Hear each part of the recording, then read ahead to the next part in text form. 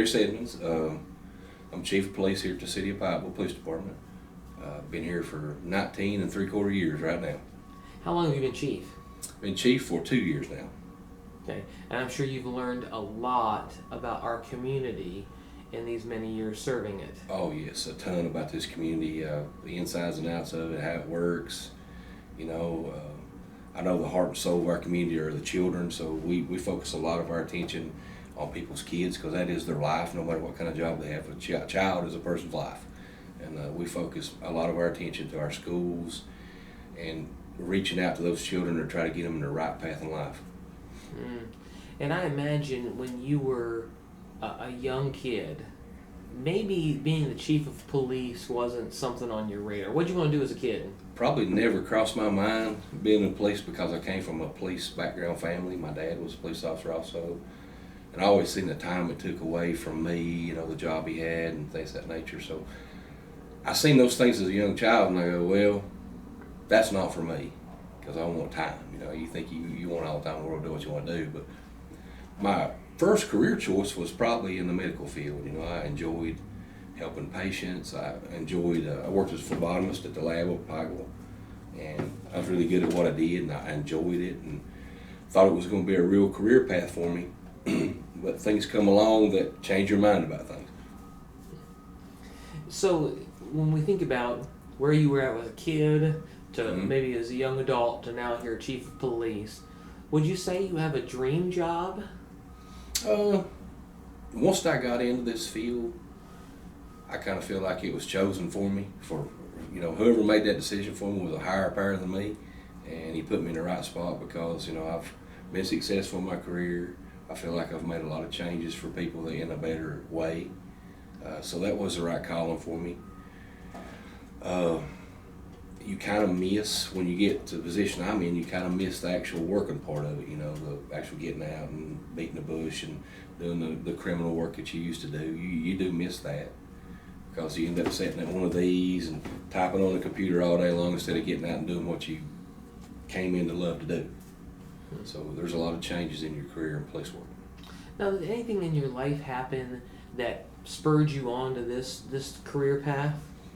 Yeah, we actually, when I was working at the hospital, a bunch of us was just talking about, where we may be at 40 or 50 year old. And some institutions, don't have good retirement systems. And at the time, police and fire in Kentucky had a hazardous duty retirement, which was a 20-year in and out retirement.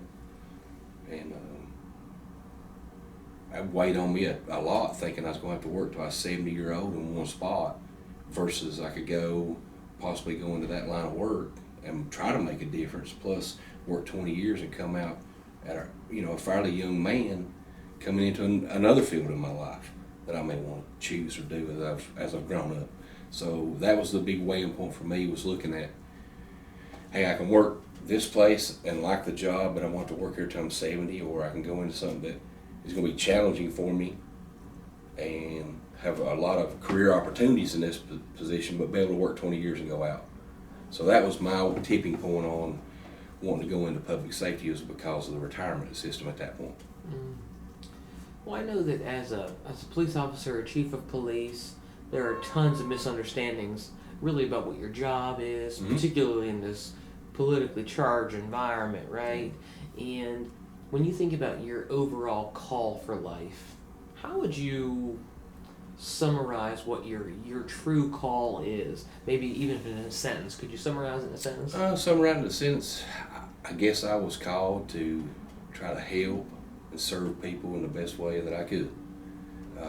Because basically that's what you do as a police officer.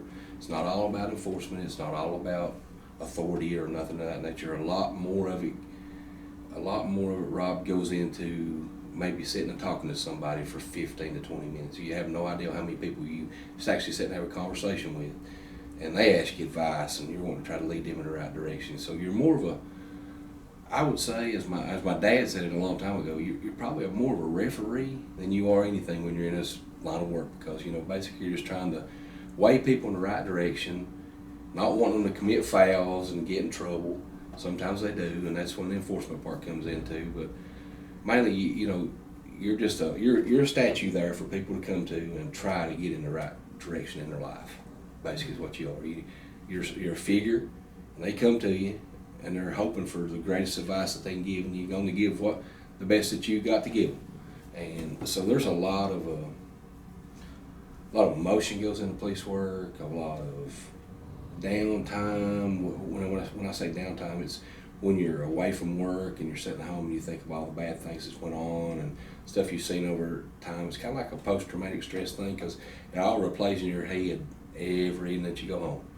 Every bad event you see, it crosses your mind somehow or another. So there's a lot of ways and a lot of stuff that goes into police work that I didn't expect. But, you know, I've dealt with it, and I've prayed about it, and I've done the best I can do with it, and I'm still getting led in the right direction even to this day. So with this call to serve and to help, do you feel like it aligns with your current job that you're in right now? Yep. I still protect and I still serve. I'm a bigger referee now than I ever was, with 22 different personalities and 22 different needs with your employees. And all I do to them, I try to be a father figure to them and lead them in the path that I felt was right for me. And I try to look at their characteristics and their strengths, and I try to lead them in a path that I know is going to best suit them. Some people are great leaders, some people are people that follow, some people are people that are great investigators. That's what they like to do. So there's all kinds of avenues in police work that you can go into, and some are just like some of the guys I work with are some of the best patrol officers that you'll ever work with, just because of their demeanor out there, of how they treat people when they deal with them. Like, that's how I would want my family treated, is how I watch them do their work. And I know I know I've made a success in myself if I watch them do their job, and I say, yeah, I would love for my family to be treated that way if I was dealing with law enforcement. So, you have been an influential person for a lot of people. Right? Yes. Maybe that one-off conversation that you have no idea the impact, or other officers you've worked with, mentored, helped. But who's been influential to you in your journey? There was a lot of people. My father, for one. I look back on it now, and the look of how he raised me and how he done things with me, and what time he did get to do things with me. And I think of that now, and I go, he was right the whole way. I didn't really think he was, but he really was. And that's something that weighs hard on your mind as you get older. You look how your parents done, and then when you're younger, you think, they're just doing this to do this, whatever. But once you really look back on it and you think of it with an adult mind now, you go, man, they knew what they were talking about. They knew what direction to send me and put me in the right place. So, your first 5 years of the police department, when you talk about influencing people, you really got no influence in your first 5 years, because you're learning your way and you're learning how to be a police officer, learning how to be a good one. And then after about 5 years, you got a chance to promote if you want to in our agency, and I chose to do so, and I promoted up to sergeant after my first 5 years. I served about 14 as a sergeant, and that's that's the hardest role you have here at this police department as a sergeant, because your shifts are all time set for you. You got 3 different shifts you go to, and you're going to rotate those 3 all year long. And you have the vast array of employees too. You have every one of them. You're going to work with all of them at different times. So that's a very challenging career as a sergeant here. It's a hard position. And I worked it probably the longest of any part of my career was as a sergeant. And you see the worst of the worst and the best of the best as a sergeant. You just don't see the best or do the greatest things when you're a sergeant. You see a little bit of both. And that's the hardest position I think we have here as a sergeant. But I'm so glad that I spent those 14 years there, because it gave me a background when I moved higher in positions to be able to handle anything that came at me. Mm-hmm. So if someone was watching this and they said, I actually want to be a police officer, but mainly I want to be a chief of police somewhere, what'd you do to get yourself or put yourself in this position? Anything that came along during my career, I was all time the person that went and got it, went and done it.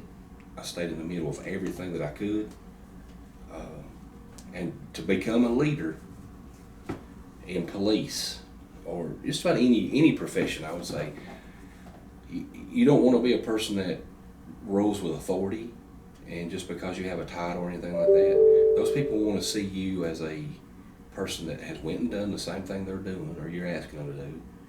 And when they see a person that has done that, will still go do it with them, you'll get sevenfold more cooperation from an employee when you ask them to do a task and they say, he's never done this, or why don't he ever get out and do this stuff? But I still do. I still even do as the chief of police. I go out, I still write tickets, I still take people to jail, I still work collision. I want to keep myself on the same path they are, because I know they're still doing it all day long like I used to do minus 20 years ago. So I try to lead by example, not by authority. And I think that being a sergeant for that long, you're still working with the guys. That gave me the basis of working every day with doing the same things those patrolmen were doing, but having other duties. Set me up for when I became captain. And that was more of an administrative position. Being a captain was, you help with scheduling, you help with training, you done things like that then. You still were out there actively working though, not as much. But when you come in here as chief, you have pretty much a half a day of just getting things done on the computer, getting your emails sent and all those things, and then trying to get your day set up to where you can go out for an hour or two with your men and see what's going on, because they may be having trouble at home you can talk with them about, or they may be down just a little bit, and that you going out with them might up their may up their spirits a whole lot, just being out there with them for a little bit. So I try to do those kinds of things to stay on top of my game with them. Now, throughout life, we have challenges, obstacles, right?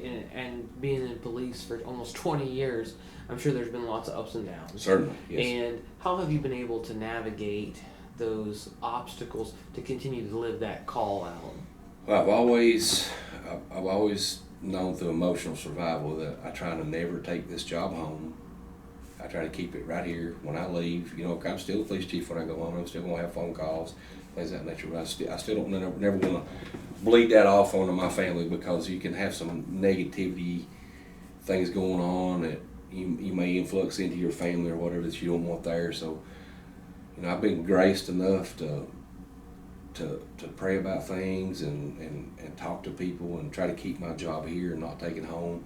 That's where a lot of law enforcement officers fail, is they get into this kind of profession and not everybody's happy with you. Most 85% of the time you're going to somebody's residence or an involvement they have, but it's always a negative involvement. They either been in a collision, they're not happy, they have family members on drugs and they're having a tough time with that. So you're not going into the best environment every time with them. So that does take a toll on you. But all you can do is hope you've done the best when you left there, and then go home with a good spirit saying, I did the best I could do today. I'll pick it back up tomorrow and see how much further I can go with it. And with these conversations you've had, if you had a person now, maybe even an officer, in that first 5 years trying to feel it out, comes in and says, hey chief, I really just don't know what I'm doing with my life. What advice would you have for a person in that stage? I would talk to them and I'd say, hey, look, what do you enjoy about this job the most? And if you could pick the one thing out you enjoy the most about your police career, focus on it. Focus on it and shoot straight ahead. Don't look back, because you're the only person that's going to make yourself. Nobody else is going to do it for you.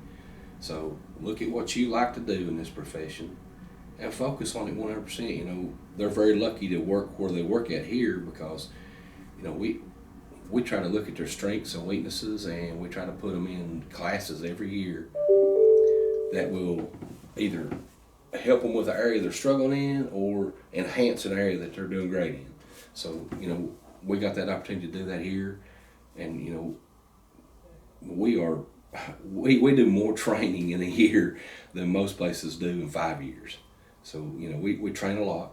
We look at their strengths and weaknesses, and we all the time stay in touch with them. We're on a personal basis with everybody here, and having that personal basis, they give you your problems, you help try to give them solutions back, and vice versa. You give them some of your problems, and they try to help you with yours too. So when you stay on a personal basis with your people, I think you'll succeed a whole lot better than what you would have just letting it be a business for you. Thank you.